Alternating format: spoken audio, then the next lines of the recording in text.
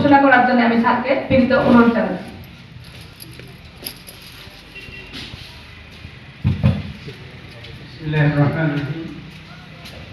আজকে এই বিতর্ক প্রতিযোগিতায় উপস্থিত আমার সম্মানিত সহকর্মী ও আসসালামু আলাইকুম। আসলে আজকে যে প্রোগ্রামটা এটি অনেক আগে আমরা অনুমোদন পেয়েছি, বিভিন্ন কারণে আমরা আসলে দেরি করে ফেলছি, আমাদের সময়ের স্বল্পতা, বিভিন্ন প্রোগ্রাম, যার কারণে আমরা পিছিয়ে গেছি। আমি দিয়ে এই অনুষ্ঠান সমৃদ্ধ করছি এবং আমাদের শ্রোতা আছি প্রধান বা কমিটির সদস্য বৃন্দ, তাদেরকে রিকোয়েস্ট করবো এই প্রোগ্রামের সুন্দরভাবে সমাপ্ত করার জন্য। পরবর্তী আমাদের আরো 2টা রাউন্ড হবে, জানেন, ওই রাউন্ডগুলোতে আমরা স্বতঃস্ফূর্তভাবে অংশগ্রহণ করবো এবং সবার সহযোগিতা কামনা করছি এবং এই অনুষ্ঠানের শুভ উদ্বোধন ঘোষণা করছি। এরপরে ওনারা নম্বর বন্টন করবেন। এখানে যে বিষয়গুলো ওনারা দেখবেন, প্রথমত হচ্ছে উপস্থাপনা, যুক্তি খণ্ডন, শব্দ চয়ন, শব্দের সঠিক উচ্চারণ এবং প্রতিপক্ষ দলের যে যুক্তি, সেই যুক্তি খণ্ডনের ক্ষেত্রে প্রাসঙ্গিকতা, মোটামুটি এই বিষয়গুলো ওনারা সবচেয়ে বেশি দেখবেন। তারপরেও তো প্রাঞ্জলভাবে পড়ার একটা ব্যাপার রয়েছে, সব মিলিয়ে এই বিষয়গুলো ওনারা বিবেচনায় নিয়েছেন। টোটাল 10 নম্বরের মধ্যে ওনারা মার্কিং করবেন এবং 3 জন বিচারকের নাম্বার কল করে আমরা জয়ী বা বিজয়ী নির্ধারণ করব। আর এখানে আমাদের যারা বক্তা রয়েছেন, প্রথম এবং দ্বিতীয় বক্তা, পক্ষ এবং বিপক্ষ দলের, তারা 3 মিনিট করে টোটাল সময় পাবে। 2 মিনিটে সতর্ক সংকেত দেওয়া হবে। আমাদের যিনি সময় নিয়ন্ত্রণ করবেন, উনি নিয়ন্ত্রণ কর্মকর্তা এ বিষয়ে সংকেত দিবেন এবং চূড়ান্ত 3 মিনিটে চূড়ান্ত সংকেত দিবেন যখন আমাদেরকে বক্তব্য শেষ করতে হবে। এবং উভয় দলের পক্ষ এবং বিপক্ষ উপস্থাপন এবং যুক্তি খণ্ডন শেষে উভয় দলের যে দলনেতা, তিনি পক্ষ দলের দলনেতা অতিরিক্ত 1 মিনিট সময় পাবেন তার যুক্তি খণ্ডনের জন্য এবং তার যুক্তি খণ্ডনের জন্য আবার বিপক্ষ দলের দলনেতা 1 মিনিট সময় পাবেন এবং এই পর্ব শেষেই চূড়ান্ত বিচার কার্য সম্পন্ন হবে। সময় নিয়ন্ত্রণের জন্য আছেন কে এম ফিরোজ হোসেন, রেজিস্ট্রার অর্থ প্রতিষ্ঠান, এবং আমাদের যারা কমিটিতে আছেন মঞ্জুর ইসলাম স্যার সহ আরো আমাদের অন্যান্য বিভাগীয় প্রধানগণ। কারিগরি শিক্ষায় গড়বে সমৃদ্ধ বাংলাদেশ, এটাই আমাদের স্বপ্নের অর্জন। মাননীয় সভাপতি, মাননীয় বিচারক মণ্ডলী, উপস্থিত শ্রোতাগণ, সবাইকে আজকে জানাই খাদর সম্ভাষণ। আজ আমি দাঁড়িয়ে আছি এমন এক সত্যকে প্রতিষ্ঠা করতে যা অস্বীকার করা অসম্ভব, যা প্রমাণিত ইতিহাস, যা ভবিষ্যতের দিক নির্দেশনা। সেই সত্য হলো কারিগরি শিক্ষা শুধু একটি সহায়ক পথ নয়, বরং বাংলাদেশের অর্থনৈতিক উন্নয়নে একমাত্র বাস্তব, কার্যকর ও অপরিহার্য হাতিয়ার। যে শিক্ষা তৈরি করে দক্ষ জনশক্তি, যে শিক্ষা চাকরি দেয়, যে শিক্ষায় রেমিটেন্স বাড়ায়, যে শিক্ষা শিল্পকে সচল রাখে, সেই শিক্ষা ছাড়া উন্নয়নের কোনো সিঁড়ি মজবুত হয় না বলে আমি মনে করি। আজ আমার বক্তব্যে আমি তুলে ধরবো কারিগরি শিক্ষা কি, কেন এটি অর্থনৈতিক কেন্দ্রবিন্দু এবং কেন এটি ছাড়া বাংলাদেশের অগ্রগতি সম্ভব নয়। কারিগরি শিক্ষা হলো হাতে কলমে শিক্ষা, বাস্তব কাজের দক্ষতা অর্জন, শিক্ষা প্রযুক্তি, যন্ত্রপাতি, আধুনিক কর্মক্ষেত্রে সরাসরি ব্যবহৃত স্কিল শেখানো এমন একটি শিক্ষা ব্যবস্থা। তাত্ত্বিক জ্ঞান নয়, বরং ইলেকট্রিক্যাল, ইলেকট্রনিক্স, নির্মাণাধীন, মেরিন, অটোমোবাইল, কৃষি, প্রযুক্তি, গার্মেন্টস সরাসরি কাজে দক্ষতা করে কারিগরি শিক্ষার লক্ষ্য। মাননীয় সভাপতি, মাননীয় বিচারক মণ্ডলী, আজকে যখন আমরা আমাদের চারিদিকে তাকালে দেখতে পাই কারিগরি শিক্ষায় শিক্ষিত জনগণ আজকে বিভিন্ন জায়গায় গড়ে উঠতেছেন। আর তাই কারিগরি শিক্ষার বিপক্ষে দাঁড়ানো আমি আজকে সম্পূর্ণরূপে ভিত্তিহীন মনে করি। যেখানে জাতীয় এবং আন্তর্জাতিক পর্যায়ে কারিগরি শিক্ষাকে যতটা প্রাধান্য দেওয়া হয়, যা অর্থনৈতিক উন্নয়নে ব্যাপক ভূমিকা রাখছে। আমি আমার প্রতিপক্ষ দলকে একটি বাস্তব উদাহরণ দিতে চাই। একজন ব্যক্তিকে শুধু বই পড়ে এবং সাধারণ শিক্ষা নিয়ে কি সে সাঁতার শিখতে পারবে, নাকি তার সাঁতার শেখার জন্য অবশ্যই তাকে পানিতে নামতে হবে। এটাও কিন্তু একটি কারিগরি শিক্ষার ভিতরে পড়ে, এটা কিন্তু হাতে কলমে শিক্ষার ভিতরে পড়ে। তাই এখানে বিপক্ষ দাঁড়ানো আমি সম্পূর্ণরূপে আমি বিপক্ষ দাঁড়ানো বলতে চাই, শুধু ডিগ্রি অর্জন নয়, দক্ষতা অর্জনই হচ্ছে বর্তমান সময়ের সবচেয়ে বড় চাহিদা। মাননীয় সভাপতি, মাননীয় বিচারক মণ্ডলী, আজকে আমি কিছু পরিসংখ্যান আপনাদের তুলে ধরবো। OECD economic cooperation and development দেশগুলোতে প্রায় বাংলাদেশের উচ্চ মাধ্যমিক পর্যায় থেকে প্রথমবার স্নাতক যারা পায়, গড় 36% গবেষণা কোয়ালিফিকেশন হয়, অর্থাৎ কারিগরি শিক্ষা দ্বারা শিক্ষিত। উন্নত বিশ্বে আমরা তাকালে দেখতে পাই জাপান আমাদের থেকে 12 বছর এগিয়ে, তারা 12 বছর কিসের জন্য এগিয়ে থাকে? তারা গত বর্তমানে কারিগরি শিক্ষাকে প্রাধান্য দিয়ে শিশু থেকে 73% কিন্তু কারিগরি শিক্ষাকে প্রাধান্য দিয়ে তারা কিন্তু আজকে এগিয়ে। এবং আমাদের বিশ্ব জার্মানির দিকে তাকালে আমরা দেখতে পাই তারা কিন্তু 50% বেশি কারিগরি শিক্ষাকে প্রাধান্য দিয়ে কিন্তু তারা আজকে এগিয়ে। সভাপতি আমি আরো বলতে চাই, প্রশ্ন রেখে দিতে চাই আমরা বিগতকে যদি কারিগরি শিক্ষা একমাত্র হাতিয়ার না হয় তাহলে এর বিকল্প কি? এর বিকল্প আপনারা তুলে ধরবেন। এবং বিগতদের উদ্দেশ্যে আরেকটি প্রশ্ন আমি বলতে চাই, আমি প্রশ্নকে জানবো যে বাংলাদেশের শিল্প খাতে যে দক্ষ জনশক্তি ঘাটতি দেখেছে তাকে শুধু সাধারণ শিক্ষা দিয়ে পূরণ সম্ভব নাকি এর জন্য কারিগরি শিক্ষার প্রয়োজন আছে? মানে সভাপতি, কারিগরি শিক্ষা শুধু সহায়ক নয় বরং বাংলাদেশের অর্থনৈতিক উন্নয়নের সরাসরি কার্যকর ও একমাত্র সম্ভব হাতিয়ার। এই শিক্ষা তৈরি করে দক্ষ মানব সম্পদ দ্বারা। ধন্যবাদ জানাই সবাই, ধন্যবাদ সবাইকে। আমি বিপক্ষে অবস্থান করছি, ক্ষমা করবেন বিজ্ঞ বিচারক মণ্ডলী। আজকের যে বিষয়টি নিয়ে বিতর্ক হচ্ছে তা নিয়ে আদৌ বিতর্ক করার প্রয়োজনীয়তা আছে বলে আমার মনে হয় না। বিষয়টি খুবই হাস্যকর যে আমার বিপক্ষের বন্ধুরা বুঝতে পারলো না শুধু কারিগরি শিক্ষাই বাংলাদেশের অর্থনৈতিক উন্নয়নের একমাত্র হাতিয়ার নয়, এছাড়াও অনেক মাধ্যম রয়েছে যার মাধ্যমে টেকসই উন্নয়ন করা সম্ভব। উন্নয়নের চাবিকাঠি শুধু কারিগরি শিক্ষা নয়, প্রয়োজন সুশাসন, মানবিক মূল্যবোধ, সৃজনশীলতা এবং সাধারণ শিক্ষা। ইতিহাসই তার প্রমাণ। রবীন্দ্রনাথ ঠাকুর কারিগরি শিক্ষিত না হয়ে সাহিত্য সংস্কৃতির মাধ্যমে জাতিকে উন্নতির পথে এনেছেন। নেলসন ম্যান্ডেলা কিংবা মহাত্মা গান্ধীর মতো নেতারা কারিগরি শিক্ষার জ্ঞান নয় বরং নেতৃত্ব, নৈতিকতা, দৃষ্টিভঙ্গির মাধ্যমে সমাজকে এগিয়ে নিয়েছেন। তাহলে আমার প্রতিপক্ষের কাছে প্রশ্ন রইল, উন্নত দেশগুলো কি শুধু কারিগরি শিক্ষার উপরেই ভর করে এগিয়েছে নাকি সাধারণ শিক্ষার শক্ত ভিত্তি সেখানে সমানভাবে কাজ করেছে? মাননীয় মডারেটর, কারিগরি শিক্ষা বাস্তবমুখী হলেও সাধারণ শিক্ষা মানুষের চিন্তা ভাবনা প্রসারিত হয় না। নেতৃত্ব, গবেষণা, সৃজনশীলতা সবকিছুর ভিত্তি হল কারিগরি শিক্ষা নয়। একজন ডাক্তার, শিক্ষক বা আইনজীবী কেবল কারিগরি শিক্ষা নিয়েই ধরে ওঠে। উত্তর দিয়ে যাবেন প্রতিপক্ষ বন্ধুরা। এখানে অনেকে বলেন বেকারত্ব সমাধান কিভাবে করবে? আমি বলবো বেকারত্বের মূল কারণ শুধু দক্ষতার অভাব নয়, কর্মক্ষেত্রের সীমাবদ্ধতা, শিল্পায়নের ঘাটতি ও দুর্নীতি বড় কারণ। তাই কেবল কারিগরি শিক্ষা দিয়ে বেকারত্ব করা সম্ভব নয়। কর্মক্ষেত্র তৈরি না হলেও কেবল দক্ষতা অর্জন করে কি আমার প্রতিপক্ষ বন্ধুরা বেকারত্ব সমস্যার সমাধান করতে পারবেন? প্রশ্ন। মাননীয় মডারেটর, আমরা যদি লক্ষ্য করি একটু গ্রামের উন্নতির দিকে, যেখানে উন্নয়নের জন্য কেবল কারিগরি শিক্ষাই যথেষ্ট নয়। স্বাস্থ্যসেবা, অবকাঠামো, বিদ্যুৎ, রাস্তা ও বাজার না থাকলে কারিগরি শিক্ষিত মানুষ কিভাবে উন্নয়ন ঘটাবে? মাননীয় মডারেটর, এই প্রতিযোগিতায় বিশ্বে দাঁড়িয়ে শিক্ষার্থীর মেধা ও আগ্রহ ভিন্ন ভিন্ন। কেউ সাহিত্য, কেউ শিল্প, কেউ বিজ্ঞান, আবার সবার উপর কারিগরি শিক্ষা চাপিয়ে দেওয়া স্বাধীনতাকে সীমিত করছে। তাই আমি প্রতিপক্ষকে জিজ্ঞেস করি, একজন কবি বা শিল্পীর জন্য কারিগরি শিক্ষা কতটা অপরিহার্য? ধন্যবাদ। আপনি তেল মশলা ছাড়া তরকারি রান্না করতে পারেন, পারলেই বা তা কতক্ষণ স্বাদের হবে। মাননীয় সভাপতি, প্রতিটি দেশের উন্নয়নের জন্য সব ধরনের শিক্ষার আলাদা আলাদা ভূমিকা আছে। কারিগরি শিক্ষা বাদে শুধু সাধারণ শিক্ষা দিয়ে দেশ উন্নতি করবে এই কথাটা অনেকটা শ্রমিক বাদে ফ্যাক্টরি চালানো, যার সম্ভাবনা আজ যথেষ্ট অদৃশ্য। সবাইকে সাদর সম্ভাষণ। আজকের বিতর্কে নির্ধারিত বিষয়বস্তু কারিগরি শিক্ষায় বাংলাদেশের অর্থনৈতিক উন্নয়নে একমাত্র। আমি এবং আমার দল বিষয়টির পক্ষে অবস্থান করেছি। মাননীয় সভাপতি, দেশের উন্নয়ন ও অর্থনৈতিক সমৃদ্ধিতে কারিগরি শিক্ষার অপরিসীম।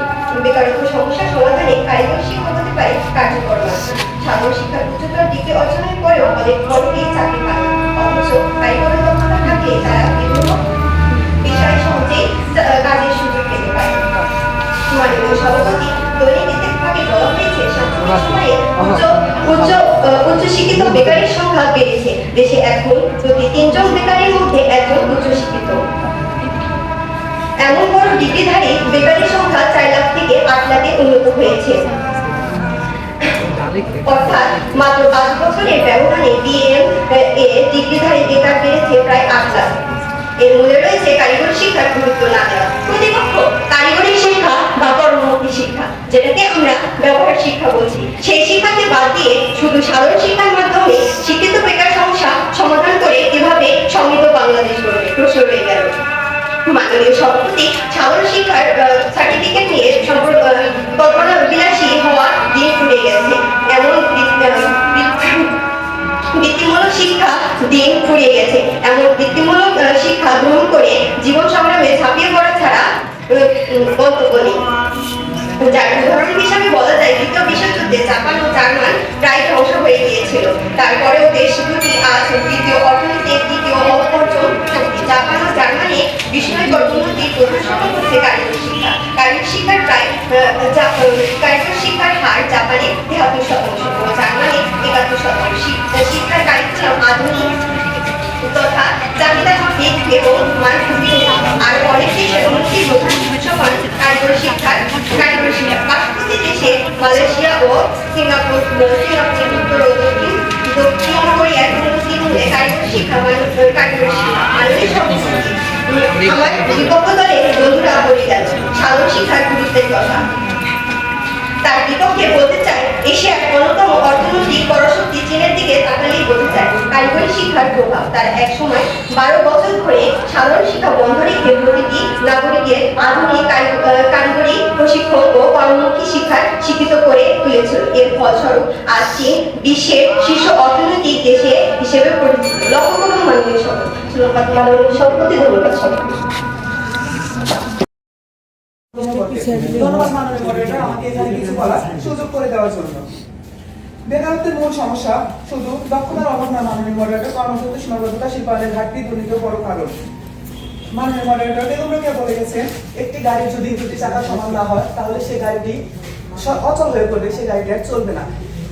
সেটি আমরা ধরতে পারি নারী শিক্ষা ও পুরুষ শিক্ষার ভিতরে। এই একই বিষয়টি আমরা যদি জেনারেল শিক্ষা ও কারিগরি শিক্ষার ভিত্তিতে ধরি তাহলে আমরা বলতে পারি কারিগরি শিক্ষায় বাংলাদেশের অর্থনৈতিক উন্নয়নের একমাত্র হাতিয়ার কোনোভাবে হতে পারে না মাননীয় মডারেটর। এর সাথে জেনারেল শিক্ষাও সমান তালে তাল মিলিয়ে যাচ্ছে। আজকে এই যুক্তি উপস্থাপন করার সুযোগ করে দেওয়ার জন্য। কারিগরি শিক্ষা দিয়ে বেকারত্ব দূর করা সম্ভব না মাননীয় মডারেটর। কর্মক্ষেত্র তৈরি না হলে কেবল দক্ষতা অর্জন করে কি আমার প্রতিপক্ষ বন্ধুরা বেকারত্বের সমস্যার সমাধান করতে পারবেন? প্রশ্ন রয়ে গেল আমার বিপক্ষ বন্ধুদের কাছে। মাননীয় সভাপতি, আমি একটি জরিপ দেখাতে চাই। বিবিএস এর তথ্য অনুযায়ী প্রতি বছর প্রায় 22 লক্ষ তরুণ শ্রম বাজারে প্রবেশ করে, তার মধ্যে কাজ পায় মাত্র 7 লাখ এবং বেকারত্বের সংখ্যা দাঁড়ায় 15 লক্ষে, যা দেশের মোট জনসংখ্যার 4.49%। এই বেকারত্বের মূল সমস্যা কর্মসংস্থান সৃষ্টি না থাকা। বেকারের মধ্যে এবং এই বেকারত্বের মধ্যে অধিকাংশই আছে আমার প্রতিপক্ষ বন্ধুদের মতো কারিগরি শিক্ষায় শিক্ষিত বন্ধুরা। মাননীয় সভাপতি, যদি কারিগরি শিক্ষা অর্থনৈতিক উন্নয়নের একমাত্র চাবিকাঠি না হতো তাহলে আজ বাংলাদেশে প্রত্যেকটি কানায় কানায় কারিগরি প্রতিষ্ঠান থাকতো জেনারেল প্রতিষ্ঠানের পরিবর্তে। কিন্তু মাননীয় মডারেটর, আমাদের বাংলাদেশের পরিপ্রেক্ষিতে দেখতে পাই আমরা বাংলাদেশের প্রতিটি কানায় কানায় জেনারেল শিক্ষা প্রতিষ্ঠানের অভাব নেই, কিন্তু কারিগরি প্রতিষ্ঠান মাত্র হাতে গোনা কয়েকটি, যার ভিতরে সিট সংখ্যা সীমিত। তাহলে কি আমার প্রতিপক্ষ বন্ধুরা বলতে পারবেন যে সীমিত সিটে আমাদের অল্প কিছু বন্ধুরা কারিগরি শিক্ষায় শিক্ষিত হচ্ছে এবং বাদ বাকি যে বাংলাদেশের জনসংখ্যা আছে, ছাত্র জনতা আছে, তারা কি জেনারেল শিক্ষার মাধ্যমে দেশকে উন্নতির পথে নিয়ে যাচ্ছে না? প্রশ্ন হয়ে গেল বন্ধুদের কাছে। সম্মানিত বিচারক মণ্ডলী, টেকসই উন্নয়নের জন্য আধুনিক প্রযুক্তি যেমন দরকার তেমনই পরিবেশ সচেতনতা ও অনৈতিক শিক্ষাও অপরিহার্য। এগুলো অপেক্ষা করলে যেমন কখনোই টেকসই উন্নয়ন সম্ভব নয়। আরেকটি গুরুত্বপূর্ণ বিষয় হলো শ্রমের মর্যাদা। কারিগরি শিক্ষা থাকলেও যদি সমাজের দৃষ্টিভঙ্গি না বদলায় তবে শ্রমিকরা মর্যাদা পাবে না। তাহলে কি সত্যি বাংলাদেশের কারিগরি শিক্ষা শ্রমিকরা সমান মর্যাদা পাচ্ছে? আমার প্রতিপক্ষ বন্ধুদের কাছে প্রশ্ন হয়ে গেল। ধন্যবাদ মাননীয় মডারেটর, ধন্যবাদ। Knowledge is power, but technical knowledge is super power. ধন্যবাদ মাননীয় সভাপতি আমাকে আজকের এই বিতর্কের মঞ্চে কিছু উপস্থাপনের সুযোগ প্রদানের জন্য। মাননীয় সভাপতি, আমাদের আজকের বিতর্কের আলোচ্য বিষয় কারিগরি শিক্ষাই বাংলাদেশের অর্থনৈতিক উন্নয়নের একমাত্র হাতিয়ার। এর উপর যুক্তিসঙ্গত কারণে আমি এবং আমার দল আজকের এই বিতর্কের পক্ষে অবস্থান করছি। মাননীয় সভাপতি, আমাদের আজকের বিতর্কের বিষয়টিকে বিশ্লেষণের মাধ্যমে দেখা যায় এটি সম্পূর্ণ 3টি অংশে বিভক্ত: কারিগরি শিক্ষা, বাংলাদেশের অর্থনৈতিক উন্নতি এবং এই অর্থনৈতিক উন্নতির সাথে সম্পর্কিত হাতিয়ার বা উপাদান সমূহ। মাননীয় সভাপতি, আমি আমার পক্ষধরের দলনেতা হিসেবে আমার দলের প্রথম এবং দ্বিতীয় বক্তার আজকের এই বিষয়ভিত্তিক উপস্থাপনকৃত সকল প্রকার তথ্য ও যুক্তিগুলোকে সমন্বয় সাধনের মাধ্যমে আমাদের আজকের অবস্থানকে সুদৃঢ় করে যাব। মাননীয় সভাপতি, আমাদের আজকের পক্ষ দলের প্রথম বক্তা তার বক্তব্যের প্রথম অংশে সেটা বিশ্লেষণ করে গেছে কারিগরি শিক্ষা মানে কি। কারিগরি শিক্ষা মানে পাঠ্যপুস্তক অর্থকর নয়, বরং সেই পাঠ্যপুস্তক হতে আহত জ্ঞানকে সমন্বয় সাধনের মাধ্যমে একজন ব্যক্তি তার জীবনে হাতে কলমে শিক্ষায় শিক্ষিত হয়ে আত্মকেন্দ্রিক আত্মনির্ভরশীল কর্মসংস্থান গড়ে তুলতে পারে। মহাসভাপতি, লক্ষ্য করুন, একটি দেশের অর্থনৈতিক উন্নতি সাধন তখনই সম্ভব যখন সেই দেশের জনসংখ্যাকে জনশক্তিতে রূপান্তর সম্ভব, এবং সেটা যদি হয় এই বাংলাদেশের মতো জনবহুল একটি দেশ, সেখানে তো দ্বিমতের কোনো যৌক্তিকতাই নেই। মহাসভাপতি, আমরা বলতে চাই কারিগরি শিক্ষায় বাংলাদেশের এই দক্ষ অদক্ষ জনশক্তিকে দক্ষ জনশক্তিতে রূপান্তরের মাধ্যমে বাংলাদেশের অর্থনৈতিক উন্নতিকে ত্বরান্বিত করছে। মহাসভাপতি, মানছি অর্থনৈতিক উন্নতি একটি বহুমাত্রিক প্রক্রিয়া, তবে বাংলাদেশের এই অর্থনৈতিক উন্নতির সাথে সম্পর্কিত বিভিন্ন বহুমাত্রিক দিক যেমন কৃষি, শিল্প, আইসিটি সেক্টর থেকে শুরু করে এমন কোনো সেক্টর নেই যেখানে দেখাতে পারবেন না যেখানে কারিগরি শিক্ষার অবদান অনস্বীকার্য, কারিগরি শিক্ষার অবদানকে অস্বীকার করা যায়।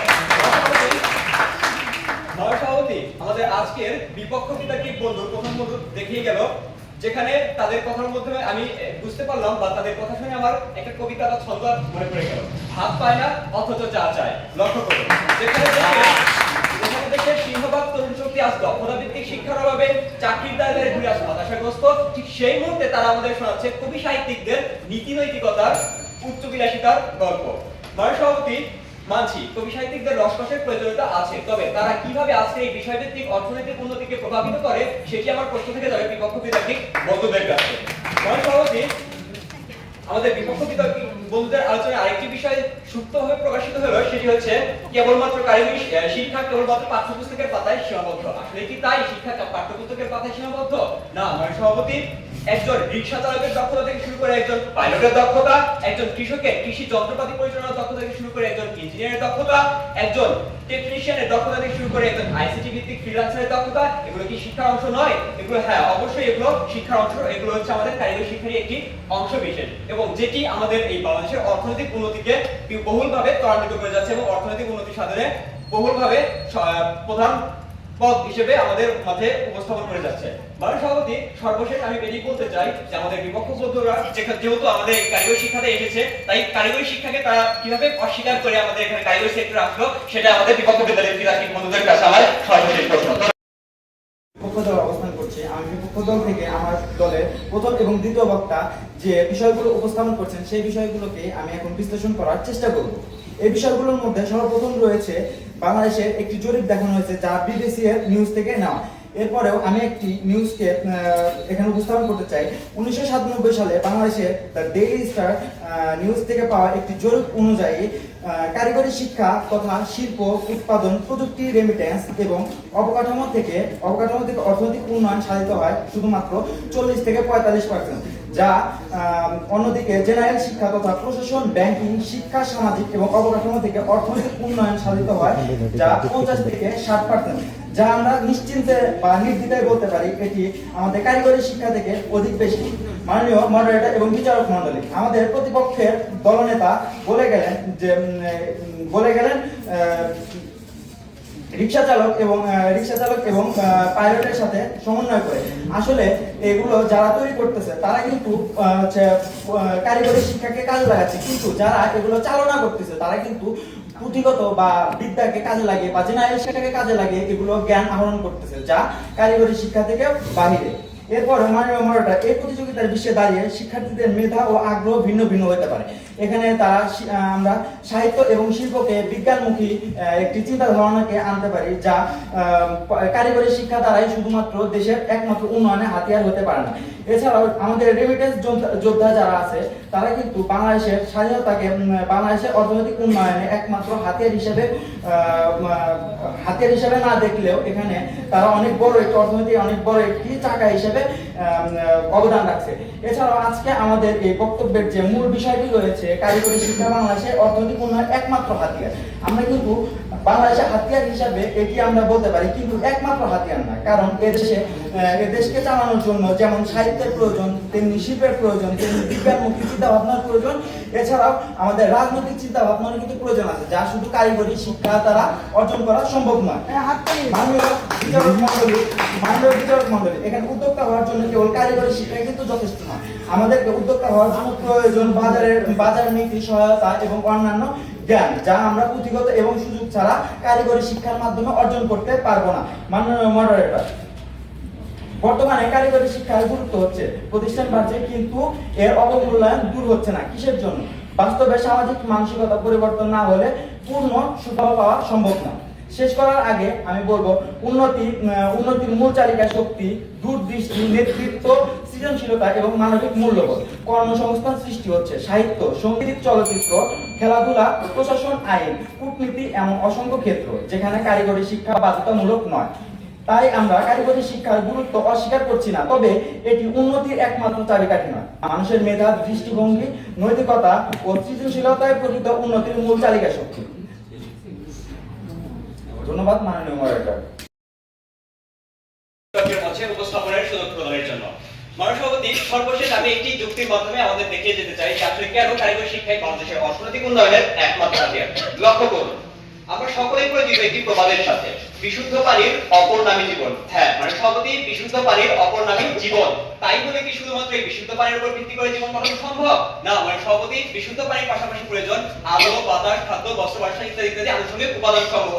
তবে এই শুধুমাত্র বিশুদ্ধ পানির গুরুত্বকে স্বীকার করতে, বিশুদ্ধ পানির গুরুত্বকে বোঝাতে যখন বিশুদ্ধ পানির সাথে সাথে প্রয়োজনীয় আনুষঙ্গিক বিষয়গুলো উপেক্ষা করে বলা হয় শুধুমাত্র বিশুদ্ধ পানির অপর নামী জীবন, ঠিক একই প্রেক্ষিতে বাংলাদেশের এই কারিগরি শিক্ষার অবদানকে স্বীকার করতে বাংলাদেশের অর্থনৈতিক উন্নয়নে কারিগরি শিক্ষার পাশাপাশি অন্য সকল আনুষঙ্গিক বিষয়গুলো সাময়িক দৃষ্টিতে ভূমিকা রাখলেও, আমি বিপক্ষ বিতর্কী বন্ধুদের বলে দিতে চাই যে আনুষঙ্গিক বিষয়গুলো সাময়িক দৃষ্টিতে ভূমিকা রাখলেও কারিগরি শিক্ষার মাহাত্ম্যকে স্বীকার করতে, কারিগরি শিক্ষার অবদানকে স্বীকার করতে আমরা নিঃসন্দেহে দীপ্ত কণ্ঠে বলতে পারি কারিগরি শিক্ষাই বাংলাদেশের অর্থনৈতিক উন্নয়নের অন্যতম নয় বরং একমাত্র হাতিয়ার। ধন্যবাদ সভাপতি, ধন্যবাদ সকলকে। এখন আমাদের সেই মাহেন্দ্র খন, খুব কঠিন একটা লড়াই হয়েছে আমাদের পক্ষ এবং বিপক্ষ দল। খুব সামান্য নম্বরের ব্যবধানে তারা জয়ী এবং পরাজিত হয়েছে। পরাজিত আমি বলবো না, আসলে প্রত্যেকেই জয়ী হয়েছে। একটু এগিয়ে আছে এক দল, আর এক দল একটু পিছিয়ে আছে। এবং আসলে এই কথাটা বলা আমার জন্য কষ্টকর যে সব ছাত্রের প্রতি আমার তো মনে হচ্ছে আমি সবাইকে বিজয় বলি, কিন্তু সেটা নিয়ম অনুযায়ী বলা যাচ্ছে না। আমি প্রথমে বলি, শ্রেষ্ঠ বক্তা কে হয়েছে? কি আপনারা কি অনুমান করতে পারছেন কেউ কে শ্রেষ্ঠ বক্তা হতে পারে? পক্ষপাতিত্ব হয়ে গেল না? আসলে দর্শক সারি থেকে যা অনুমান করছে, দর্শকটাই সবচেয়ে বড় বিচারক। আমাদের ছাত্ররা হাড্ডাহাড্ডি লড়াইয়ের বিচার করতে ওনারাও কষ্ট পেয়েছে। শ্রেষ্ঠ বক্তা হয়েছে, এটা হলো আমাদের কোন দলের? পক্ষ দলের দলনেতা ফেরদৌস হাসান শুভ। এবং আমাদের পক্ষ এবং বিপক্ষ উভয় দলে আমরা যে গড় নম্বর 3 জন বিচারকের পেয়েছি, সেই বিচারকের নম্বর থেকে আমরা গড় করে সেখানেও হাড্ডাহাড্ডি লড়াই, খুবই সামান্য নাম্বারের ব্যবধানে একদল বিজয়ী হয়েছে এবং সেই বিজয় দল পেয়েছে নম্বর কি বলবো 30.67 এবং সেই দল কোন দল? পক্ষ দল। এবং বিপক্ষ দল 29.33 একটু পিছিয়ে থাকার কারণে আসলে জয়ের মাল্য গ্রহণ করতে পারেনি। আমি উভয় দলকে আন্তরিকভাবে অভিনন্দন জানাচ্ছি, তাদের স্বতঃস্ফূর্ত অংশগ্রহণ, তাদের উপস্থাপনা এবং সবকিছু মিলিয়ে আমি ধন্যবাদ জ্ঞাপন করছি। ধন্যবাদ সবাইকে।